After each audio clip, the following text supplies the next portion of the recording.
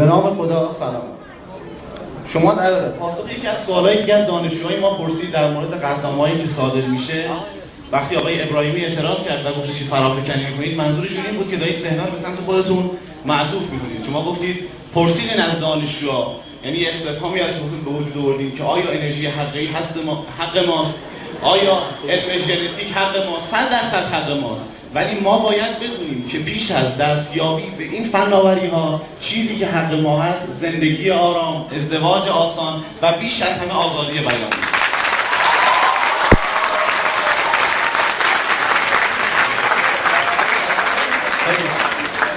در روزهای اخیر انتقادات خیلی زیادی از آقای احمدی نژاد شده و حامیان ایشون میگن که تخریب شده، در حالی که همش واقعیات رو گفتن. ولی در جواب این تخریب‌ها، جواب‌هایی که میدن حامیان آقای احمدی نژاد اینه که اگر ما این چیزهایی که شما میگید نداریم، در عوض دستگاه دیپلماسی قوی داریم. من چند تا نکته عنوان میکنم، دانشجویان خودشون قضاوت میکنن. یک سوالم در انتها میپرسم که مربوط به دولت نیست، مربوط به کل نظام هست.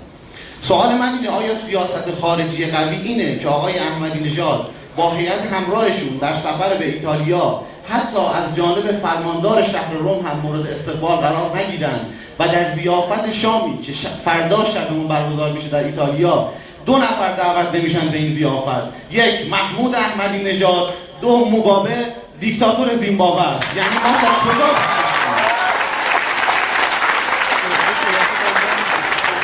بحث بعدی که وجود داره اینه که در اجلاس دوربان 2 که این همه روش مانور دادن و گفتن موفقیت آمیز بوده، آیا جز این بود که وقتی اسم آقای احمدی نژاد رو خوندن و قرار شد که پشت تریبون بره، همه سران کشورهای صنعتی سالن رو ترک کردن و حتی کار فراتر از اون رفت که توسط یک شی قرمز که میگفتن گوجه بوده به رئیس جمهور ما که به هر حال هرچی ما مخالفش باشیم نماینده مردم ما در کشور ایتالیا بود، توهین شه و دلخوشی ما این باشه که آقای مشایی پدر عروس آقای احمدی نژاد ایشون رو در اون اجلاس تشویق می‌کردن.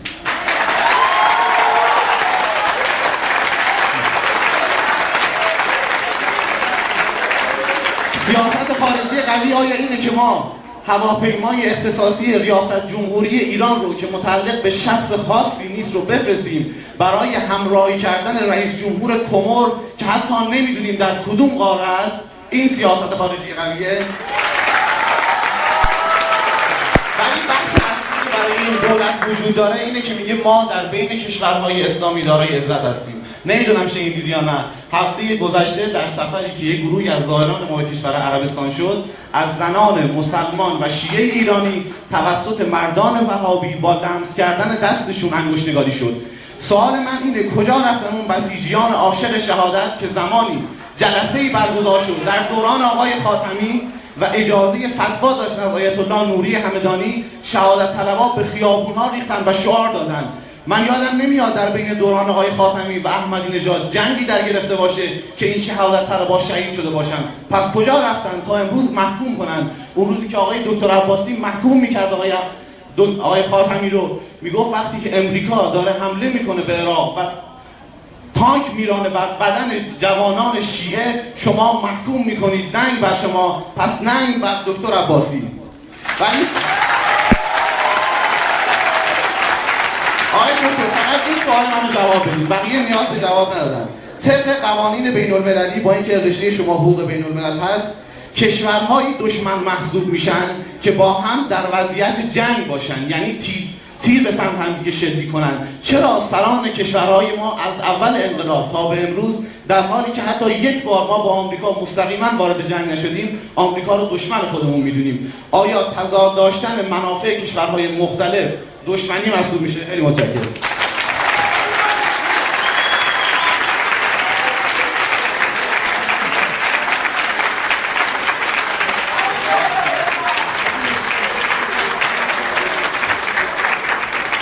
مجددا اعلام میکنم قرار شد اینجا یک دونه سوال بپرسن، یه دونه هم جواب بگیرن، نه اینکه 5 تا 6 تا سوال بپرسن و بخوام به یکی سوال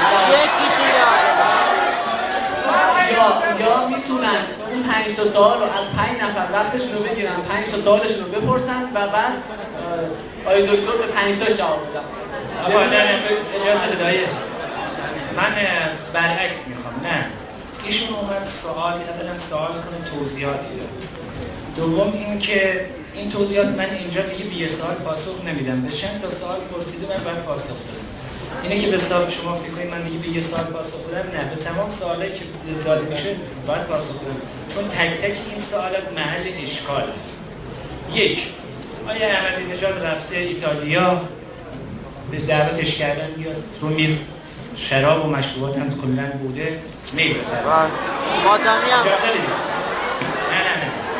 اولا آیا احمدی نژاد مهمان دولت ایتالیا نبود؟ در فقط گوش بدید، خواهش میکنم هم دستتون رو زدید سارتون هم دولت گوش نمید. یک، آیا احمدی نژاد مهمان دولت ایتالیا نبود؟ یعنی کسی که آیا احمدی نژاد دعوت کرده دولت ایتالیا نبود.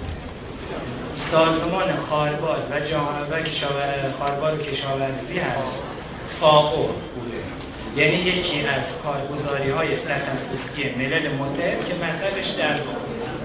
درست؟ شما دعوت کننده از آقای احمدی نژاد سازمان ملل هست، یعنی یا بر اساس قرارداد مقر از آقای احمدی نژاد دعوت میشه یا بر اساس قرارداد محل. بنابراین دعوت کننده سازمان ملل بوده. بر اساس این دو توافقنامه هر کدومش که باشه نیروی امنیتی ایتالیا موظف به حفاظت و مسئولیت آقای احمدی نژاد مسئولیت داره. منتها دولت ایتالیا طبق قرارداد با سازمان ملل این کار داره. بنابراین یک، توجه داشته باشید دعوت کننده کسی بوده، کسی دیگه بوده، به دولت ایتالیا اصلا ربطی نداره. این یک. دو، مهمانی ها اینا یعنی نشستن، حرف زدن، راه رفتن، سرود ملی خوندن، تعظیم کردن، همه بر اساس تشریفات دیپلماتیک هست. شما برید وزارت خارجه باید 3-4 سال بمونید تا این تشریفات رو تو جای مختلف شیوه غذا خوردنشو یاد بگیریم تا وقتی که بقیه‌اش. یعنی میخوام بگم همه اینها بر اساس تشریفات هست. دولت ایتالیا دعوت میکنه آقا من میخوام با این پذیرایی دعوت کنم. بخش تشریفات ما میگه با این شکل من در ضیافت شما شرکت نمیکنم. بنابراین شرکت نکردن رو به معنی دعوت نکردن قلمداد نکنید. اون یک سری اسلوبه ها داره. خب بابا معلوم است یه خانم فرانسوی، آلمانی، ایتالیایی که بیاد تو ایران بهش میگن آقا اگه میای با روسری بیا، اگه نمیای نیا. اون که نمیتونه بیاد همینجور با یه وقتی تو خیابون تهران راه بره، تو خیابون اصفهان راه بره. هر کشوری تشریفات و پروتکل خودش رو داره.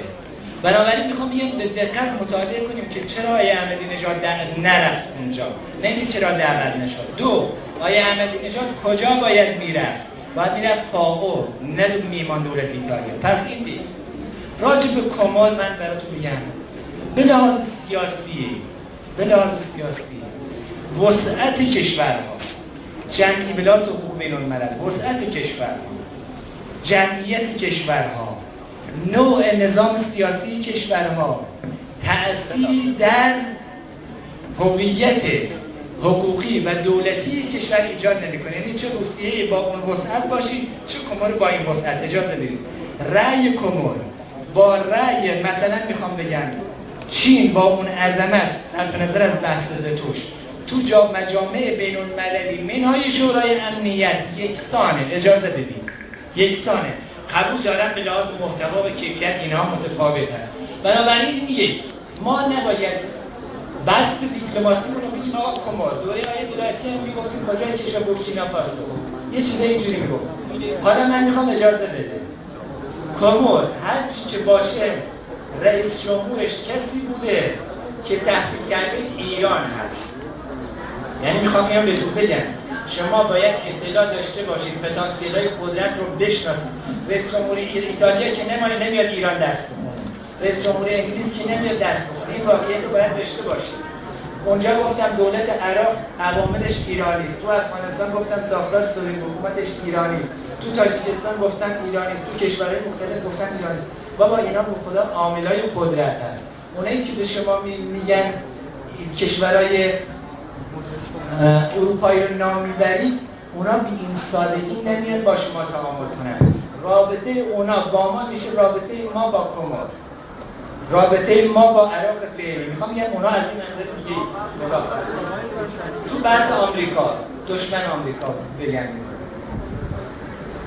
شما از چه بر کودتای 28 مرداد رو قبول دارید یا نه؟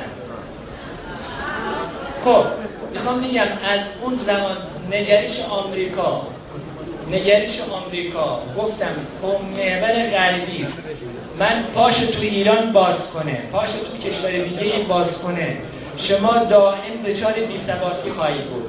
از کودتای نوژه، یعنی از کودتای 28 مرداد، کودتای نوژه، هرچقدر ماجرای طبس، تشویق عراق به حمله به ایران، هدف قرار دادن سکوهای نفتی شما، همه اینها پس به اینها خصمانه نیست. چرا آمریکایی‌ها قطع رابطه میکنن با ما؟